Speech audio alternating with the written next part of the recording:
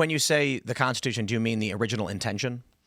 Yeah, I would So say that. blasphemy should be illegal. Well, blasphemy wasn't Blasphemy- outlawed in the original Constitution. Blasphemy is illegal. What at the founding of this country, when the Constitution It was, yeah. you couldn't blaspheme. You also couldn't swear in public or say obscenities. Correct. And the interpretation. The important thing to understand about the Constitution is that we interpret it wholly differently from how it was interpreted by the founders. In that, Yes. it only applies to federal law. Meaning, if you lived in Virginia and Virginia said guns are banned, then guns were banned. Yep. But the federal government couldn't ban states from allowing people or couldn't ban the ownership of guns. So when we look at the Constitution right now and people say it should apply, or they're talking about a dramatically different interpretation. Right. Yes, and go ahead. When you say the Constitution is still relevant, the question is which one, right? Because as Tim has pointed out, after the incorporation doctrine, we radically changed our understanding of what the Constitution meant. Of course, another radical change comes. I mean, we don't number our republics, but we have changed the fundamental meaning of the Constitution many times over. When we got rid of the Articles of Confederation, we were one country. When we instituted the Constitution, we were a new one. When we instituted the 14th Amendment after the Civil War, that radically changed the way that federalism works. We basically destroyed the 10th Amendment right then and there. Incorporation doctrine changes it again. The civil rights regime more or less rewrites the entire Constitution and our understanding of it. So the question is, I have for most people who want to return to the Constitution is which one? Because what I find is most conservatives say, oh, I want to go back to the founding. No, you don't. You don't want to go back to what the founders actually believed. You don't want to go, and that's okay. But let's be honest about what we're talking about. What we believe now, what conservatives in the 1990s believed, what they believe now is radically different from what the founders believe. And if we went back to what the founders believed, most people saying, I want to return to the Constitution would be up in arms and they'd call it some kind of religious Christian nationalist fascism. Like they would. They absolutely would. They wouldn't let the Immigration Act of 1790 like they would not support a return to those things. So that's critical when we say we can go back. It's going back to what? When? I agree. I think that those are all conversations that need to be had, but they need to be had in the context of we're trying to restore something that's been broken, that's been eroded. Not, in this, what I feel like I see from you and a lot of your approach online and with a lot of the kind of the political philosophers that you talk to, and again, correct me if I'm seeing you wrong, but I almost, when you're a huge promoter of people like Curtis Yarvin, Nick Land, almost this kind of accelerationist idea that, and Charles Haywood's another, I think, good example of this. He wrote the Foundationalist Manifesto. You've had him on your show as well. And he famously in his manifesto says that, like, there's no way back. Like, he says the way is shut. The only way to fix this is to accelerate its demise, destroy it, burn it down through civil war, bloodshed, whatever it takes, and then build something new from the ashes.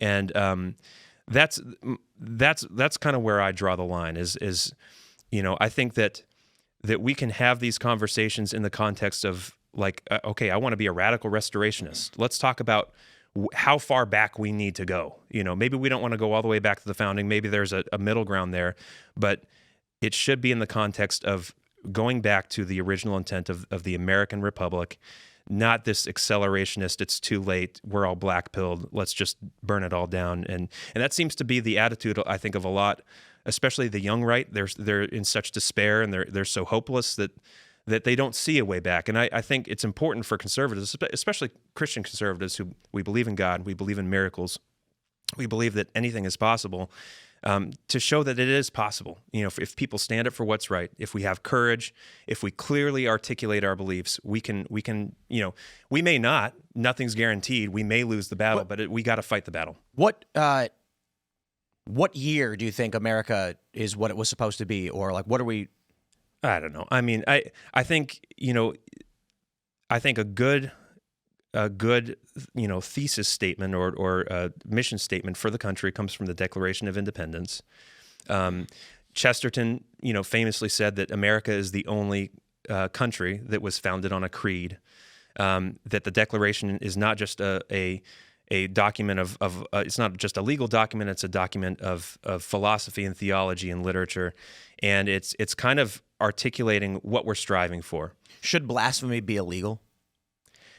I don't think so. I mean, well, it depends. What do you mean by blasphemy? I mean, and how local, illegal at what level? The federal level? Or Well, local so level? I pulled up this story. One of the most famous cases. It's the last time someone was actually criminally prosecuted. It's Commonwealth of Massachusetts v. Abner Nealand, 1838, and he was convicted for blasphemy and sentenced to 60 days. And the Supreme Court refused to take his case. The blasphemy was illegal for a long time. But this was the last of it. 1789, when free speech was enshrined. The interesting thing is that there actually was not free speech. And there's an interesting understanding of if we're to look at the original articles, what the intention was of the First Amendment.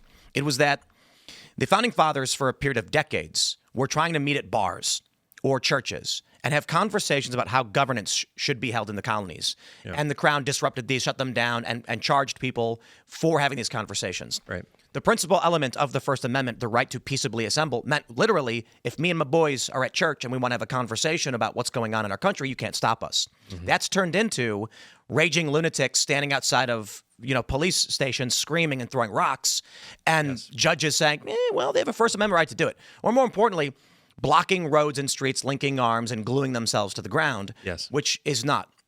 What I see as this, and additionally with the Second Amendment, which is very interesting, in that the Second Amendment was intended to mean that the people would be armed. You can't have a militia unless, Abner is in his barn with a rifle. Mm-hmm. However, it meant the federal government couldn't come in. This is why up into the 80s, states may issue, almost every single state, and we've won tremendously on universal rights for guns, but it is very different.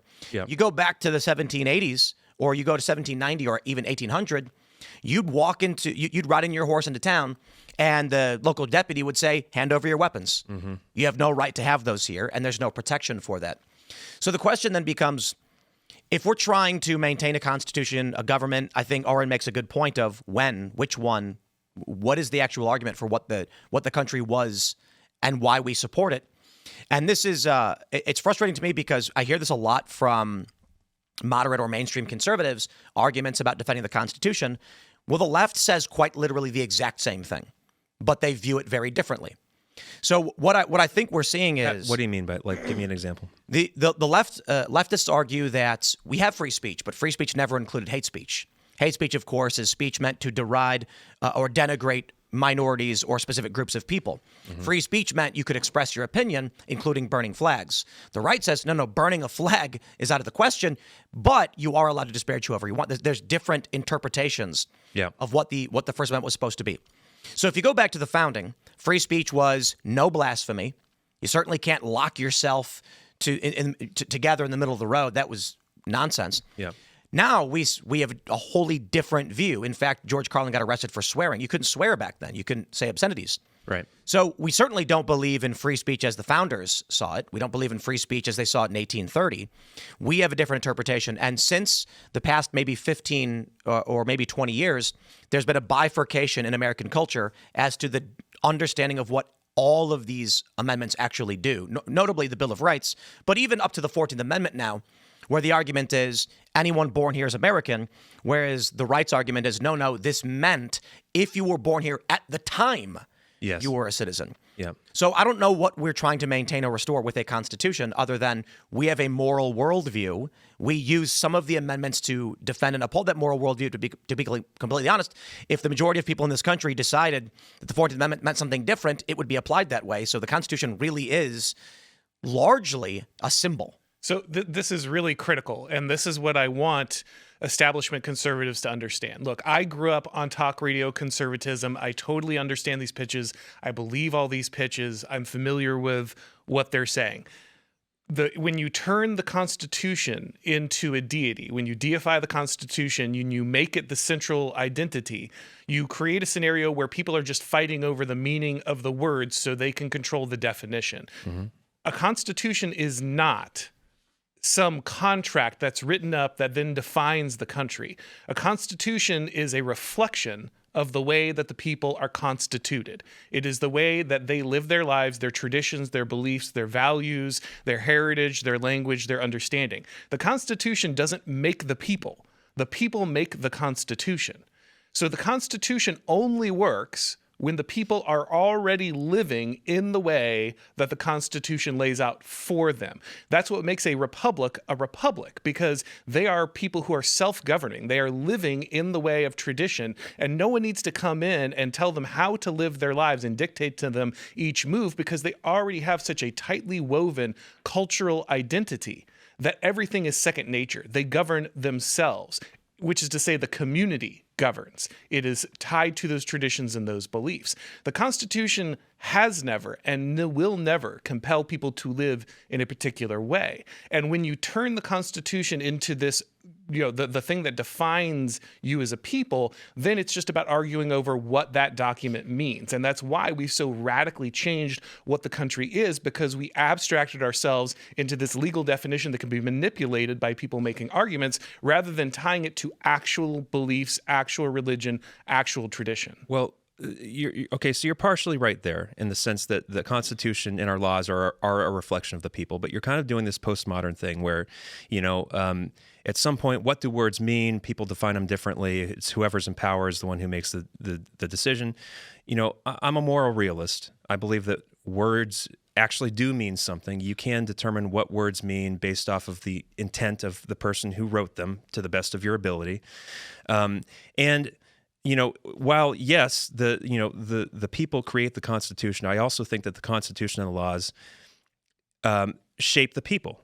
And I'll give you an illustration of this. So if the Constitution is just a snapshot of the people, why did we have to write it down?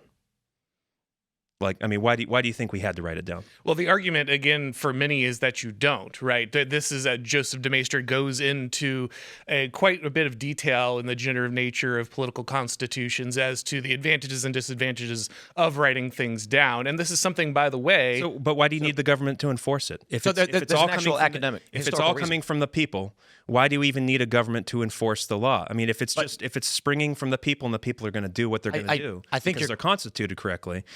I think your question actually goes to Auron's point as to why you need it written down. Is because the Anti-Federalists and the Federalists were debating. I was just getting to that, yeah. Yeah, because not everyone was on board, right? Well, thanks for watching this clip from the Culture War podcast. We're live every Friday, 10 a.m. to noon, so subscribe and come hang out.